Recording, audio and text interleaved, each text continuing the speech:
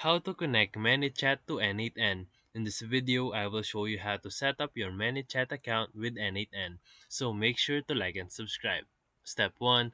Log into your ManyChat account and ensure that you have admin access to the Facebook or Instagram account that is linked.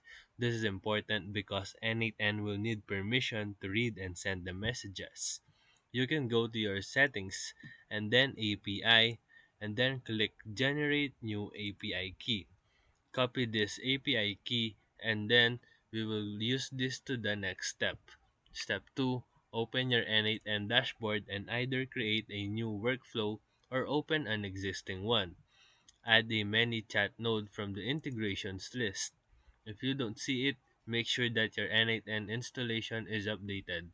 Step 3. In the ManyChat node settings, you can click Credentials and then Add New, and then paste the API key that you copied on step 1 into the API key field. Give it a name like ManyChat connection and save it. Once you saved it, N8N will test the connection to confirm it's working. Step 4. Now you decide what you want to automate. For example, you could set a trigger for new subscriber events in ManyChat and connect it to the Google Sheet, and then an email notification, or even another app like Slack. Drag and drop the nodes in N8N to link your trigger and action steps. Step 5.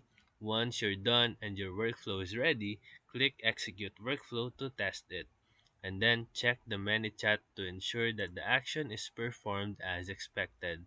So if everything works fine, set your workflow to active so it runs automatically in the background. And that's it.